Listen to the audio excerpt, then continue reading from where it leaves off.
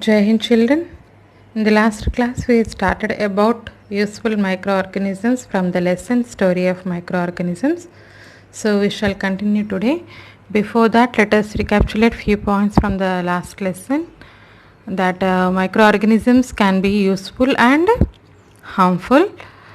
Microorganisms are useful in three ways. They are useful in the production of food items, they are useful in the preparation of medicinal products, and they are also useful for improving the soil fertility. In the last class we studied about the role of microorganisms in the production of different food items like bread, curd, yogurt, probiotics, soya sauce and other products, right? So we shall continue today with the role of microorganisms in improving soil fertility. Healthy soil for the healthy life. You all know that directly or indirectly we are all dependent on the plants, but plants are dependent on the healthy soil. A term was given for the soil which is healthy, that is nothing but soil fertility, right? Whenever a soil is healthy we will call it as fertile soil. Any crop can grow in fertile soil itself. It cannot grow in infertile soil. So what does here healthy means? When soil is having good amount of nutrients and proper pH, then we will refer that particular soil as healthy soil or fertile soil. So soil fertility depends upon the amount and also quality of the nutrients and also pH of the soil, right? So plants can grow in a healthy soil. So today we will see how the microorganisms are involved in increasing the soil fertility or improving the health of the soil. Means indirectly they are going to improve the nutrients in the soil, right? So how they are going to play a crucial role, we are going to see it today. First one, some of the microorganisms are called as biofertilizers. They are increasing the fertility of the soil, that's why they are called as biofertilizers.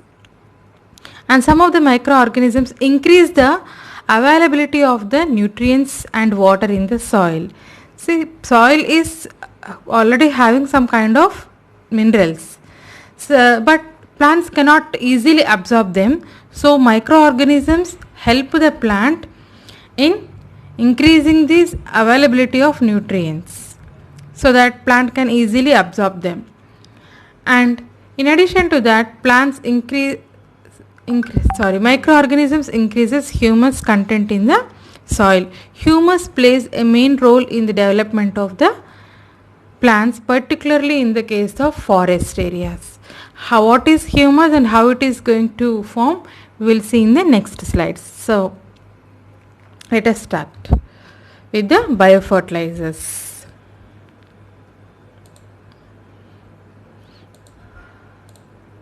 So before that, let us discuss what is decomposition, then we will see about the other factors. All the living organisms are made up of organic molecules. Organic molecules. What is organic molecule? When a molecule contains carbon and hydrogen, carbon and hydrogen, then we will refer them as organic molecules. All the living organisms are mainly made up of these organic molecules, which are mainly made up of carbon and hydrogen, right? For example, carbohydrates. The one which you have learnt in the earlier class, glucose, is also a organic molecules whose formula is C6H12O6, right? carbon, hydrogen and oxygen are present. In the similar way, fats, proteins are also made up of carbon and hydrogens, right? So mainly our body is, not only our body, all the living things body is made up of organic molecules. So when if a plant or animal is dead, so what happens to this all the organic molecules which are very complex in nature? On these dead bodies of plants and animals, bacteria and fungi will grow utilizing these organic molecules, but they are very complex in nature. The structure is very big and cannot be easily digested by that unicellular bacteria or fungi, right? Even fungi, some of them are multicellular, they are not big enough to absorb that complex organic molecules. So what they will do, they will break down these big complex organic molecules into simple inorganic molecules like carbon dioxide, water, ammonia, etc. Right? So such inorganic molecules can be easily taken up by the bacteria and fungi. So what is happening here? Complex organic molecules are broken down into simple inorganic molecules by the bacteria and fungi. So this process of breaking is called as decomposition. This decomposition is carried out by bacteria and fungi. That's why these bacteria and fungi are called as decomposers and also saprophytes. Saprophytes. What happens by this process? Due to this decomposition process, you just try to understand the point. All this process is happening on the surface of the soil. The dead body of the plant or animal is on the surface of the soil. Bacteria and fungi is trying to digest them, right? So during this decomposition process, what happens? These bacteria and fungi utilize only some amount of the inorganic molecules into their body, and what about the remaining content? They will be left over in the soil itself. So they are increasing the nutrients level in the soil, right? And other than that, they increase humus content in the soil.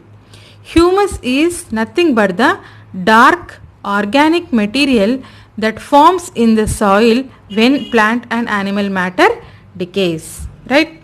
For example, a plant or animal is dead over on the soil, right? After a few days or few months, can you see the same dead body as such on the surface? No. We will see some kind of black powderish material over there, right?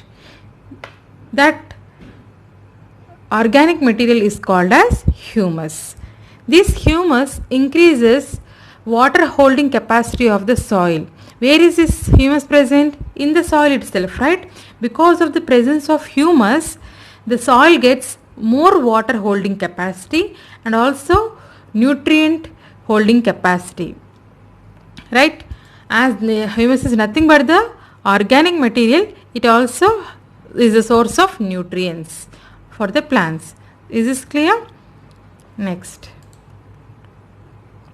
So this is one way how the microorganisms like bacteria and fungi are increasing the nutrient levels in the soil and also increasing water holding capacity and nutrient retention capacity in the form of humus, right? Next. Another way of increasing soil fertility by the microorganism is through the biofertilizers. Some microorganisms like bacteria, fungi, some bacteria, fungi and some cyanobacteria are involved in the enriching the nutrient quality of the soil, right? So these biofertilizers will increase the nutrient content in the soil. One example is bacteria. First one, Rhizobium. Rhizobium is a bacteria, right? This is the example we are going to see here. Usually Rhizobium grows in the roots of the the roots of the leguminous plants like beans tree or the groundnut, etc. So in the roots of that particular plants, small nodule like structures are present. Okay, so on inside these nodules, bacteria is present, rhizobium bacteria is present inside these nodules. So what they will do, they will take up the nitrogen from the air and they will try to convert these nitrogen into the form which can be easily taken up by the plants. As plants cannot absorb nitrogen as such, they can, nitrogen in the form of N2 cannot be taken by the plant. So they can be converted into other form like NO3, nitrate. So then only the plant can absorb it and utilize in the production of proteins, right? So indirectly what they are doing, they are helping the plants. They are providing the nutrients to the plants, right? That's why they are called as biofertilizers, right? So what is this bacteria doing? Converting the atmospheric nitrogen into the organic forms like nitrate and nitrates, which can be easily utilized by the plants. Not only bacteria here, rhizobium, other bacteria are also involved like azospirillum, azotobacter, or these will also increase the nitrogen content in the soil. Here you can see the decomposer's role also here. On the dead animals or dead plants, decomposers will grow and try to convert them into nutrients. Again, these nutrients is useful for the growth of new plants over there. Next important one is the mycorrhizal fungi. Right, we have seen a word increased nutrient availability, right, in the first flow chart here, right. So that factor is carried out by fungi, special fungi called as mycorrhizal fungi. Here fungi is in symbiotic relationship with the plant. Means this fungi will grow along with the roots of the plant. The plant will provide the carbohydrates to the fungi and these fungi will give the water and minerals and also nutrients to the plant. They are helping each other. That's why this relationship is called as symbiotic relationship. So the fungi partner in this association, what they will do, they will absorb the phosphorus from the soil and passes it to the plant, right. And also not only that, when if you see this comparison here, this is the plant when it is having the association with the mycorrhizal fungi, and this is the same plant species but without association with mycorrhizal fungi. See the amount of roots here, which one is having more roots in this case, in the plant which is having symbiotic relationship with mycorrhizal fungi, because these mycorrhizal fungi will improve the root growth so that surface area of the root will be increased so that the roots can absorb more amount of water. So indirectly they are helping the water absorption.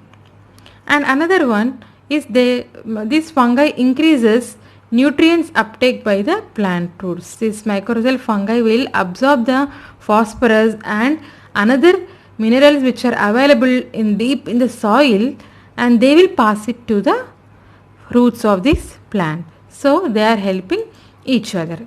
So in all these cases, if you have seen, microorganisms are providing nutrients to the nutrients and in some cases even water to the plants and helping the growth of the plants, right.